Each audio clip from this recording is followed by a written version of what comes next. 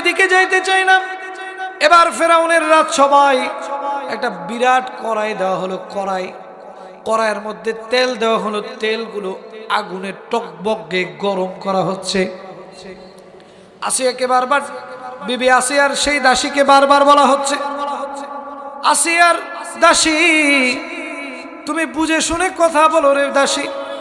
ও মাসিতা, তুমি যদি ঈমান না ছাড়ো তাহলে তোমাকে আমরা এই জ্বলন্ত টকবকে তেলের মধ্যে দিয়ে দিব।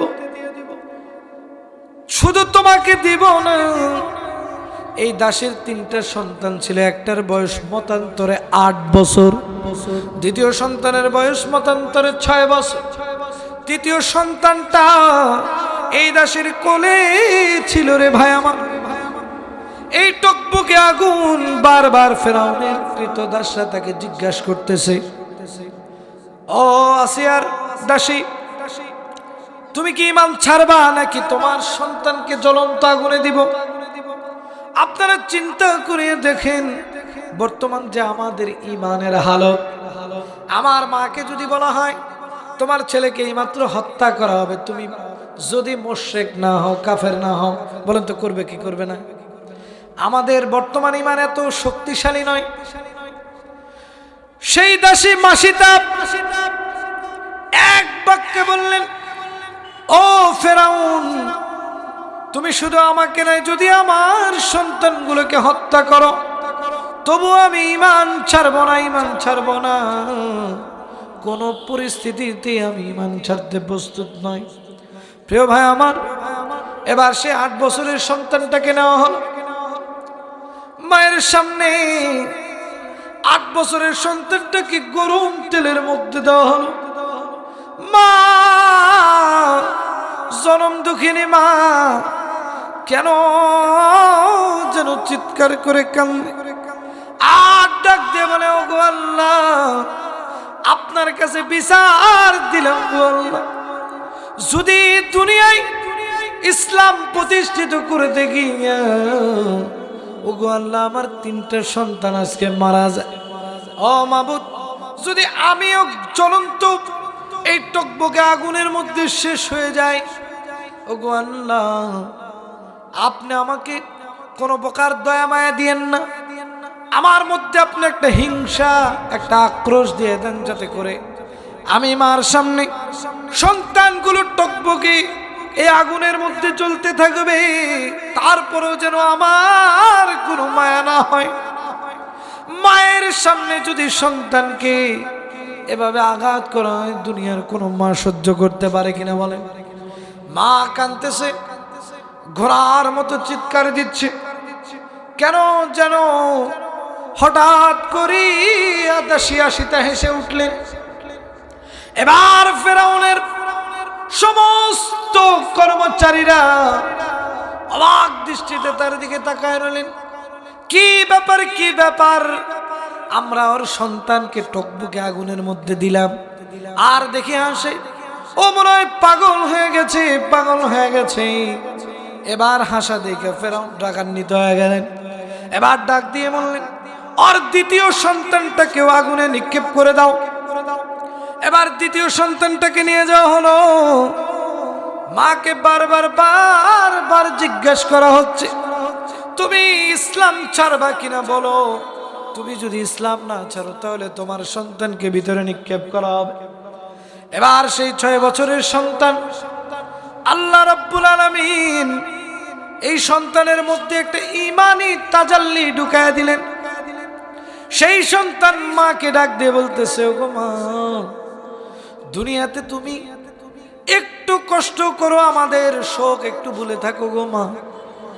ও মা গো, তুমি যেটা টকবকে জ্বলন্ত আগুন দেখছো, ওগো মা, আমি তো সেইখানে জান্নাতের বিছানা দেখি গো মা। ও মা, তুমি কোনো চিন্তা করিও না গো মা, আমরা তোমার জন্য জান্নাতে অপেক্ষা করব। ওগো মা, তুমি কোনো চিন্তা করিও না। যখন বাচ্চারা এমন কথা শুনলেন, এমন কথা শুনিয়া এই যে দাসী মাসিতা আনন্দিত হলেন, উৎফুল্ল হলেন। তার মধ্যে কেমন যেন ইমানের জজবার একটু বেশি হলো। কথা বলেন ঠিক কিনা? যদি সন্তান আপনার, যদি ছোট সন্তান ইসলামের জন্য লড়াই করতে যাবে, যদি সে আপনাকে সাহস দেয়, তাহলে ইমান বাড়বে না কমবে? অবশ্যই বাড়বে।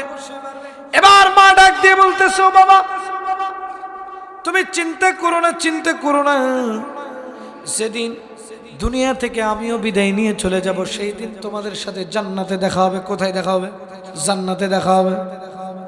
আরে বাবাজি, এবার সেই 6 বছরের ছোট্ট বালকটাকে নিয়ে গিয়ে টকবকে আগুনের মধ্যে ফেলায় দেওয়া হলো। সেই বাচ্চা কান্দে, মাও কান্দে। মা যতই শক্ত হোক না কেন, সন্তানের যদি কষ্ট দেখে, জীবনে কোনোদিন কোনো মা বাবা সহ্য করতে পারবে না। এই যে আমরা এখানে এসেছি, প্রিয় ভাই আমার, একটু চোখটা বন্ধ করে তাকায় দেখেন না, কার জানি মা নাই, কার জানি বাবা নাই। যদি আজকে মা থাকতো, আপনি বাসায় গিয়ে দরজায় কড়া নাড়ার আগে আপনার স্ত্রীর আগে মা বের হয়ে আসতো। মা বের হয়ে আসা ডাক দিয়ে বলতো, বাবা তুমি যতক্ষণ বাইরে ছিলে, বাবা আমার কেন যেন ঘুম নাই, আমার কেন যেন বুকটা পোড়ায়, আমার শুধু মনে হয় আমার বাবাটা কখন আসবে, আমি তখন নিদ্রাচ্ছন্ন হব। যখন দেখবেন কোনো মা বাবা যদি, সন্তান যদি কোনো বিপদে পড়ে, দেখবেন মা বাবা আগে থেকেই জানা যায়। প্রিয় ভাই আমার, একটু লক্ষ্য করেন, কার জানি মা নাই, কার জানি মা বৃদ্ধাশ্রমে আছে, কার জানি মা কবরে শুয়ে আছে, আমাদের জানা নাই। কোন দিন জানি আমাদের কবরের আযাব শুরু হয়ে যাবে, কোন দিন জানি আমার আপনার নামটা মসজিদের মাইকে এলান হয়ে যাবে। রে বাবা, আমার আপনার কোনো খোঁজ নাই, খোঁজ নাই। আমি আপনি কোনো সময়ে চিন্তা করি না, কবরের আযাবের চিন্তা করি না, কোন দিন জানি মৃত্যু হয়ে যাবে। এই যে আজকে আমরা যারা এসেছি, বসেছি, এমনও হতে পারে এই যে ডানে বামে বসা আলেম ওলামা রয়েছেন, শুনিয়ে দেখেন, আজরাইল এমন একটা ফেরেশতার নাম, যেই ফেরেশতা যদি কোনোদিন কোনো মানুষের কাছে আসে, উনি কখনো খালি হাতে ফেরত যায় না। একটু চোখটা বন্ধ করেন, দিলের কানটা লাগায় শোনেন, কোন দিন জানি আপনার নামটা এই যে মসজিদের উদ্যোগে যেহেতু মাহফিল মসজিদের মাইকে এলান হয়ে যাবে, কাফুরা গ্রামের সর্বোচ্চ টাকাওয়ালা মানুষরা আজকে দুনিয়া থেকে বিদায় নিয়ে চলে গেছে। দেখবেন দৌড়াদৌড়ি শুরু হয়ে গেছে। আপনার প্রাণের স্ত্রী কেন জানি বিলাপ করে কান্দে, আপনার প্রাণের সন্তান কেন যেন বাবা বাবা করে গড়াগড়ি করতে থাকবে। আপনাকে আর নাম বলে ডাকা হবে না, আপনার নাম হয়ে যাবে লাশ। আপনার হতে পারে 100 কোটি টাকা, তারপরে দেখবেন আপনার নাম হয়ে যাবে লাশ। আপনার পরিবারের সবচেয়ে যেটা আদরের সন্তান ছিল আপনার, এই সন্তানটা দেখবেন রাত্র যত গভীর হবে, আপনাকে দূর দূর দূর বহু দূর তাড়িয়ে দিতে থাকবে। প্রিয় ভাই আমার, লক্ষ্য করে দেখবেন, যেদিন আপনি মারা যাবেন, আপনি যেদিন মারা যাবেন, সবচাইতে আপনার কাছের লোকগুলো আপনাকে সুন্দর মতো চকলেটের মতো মোড়াইয়া দিয়া কবরের দিকে নিয়ে যাবে।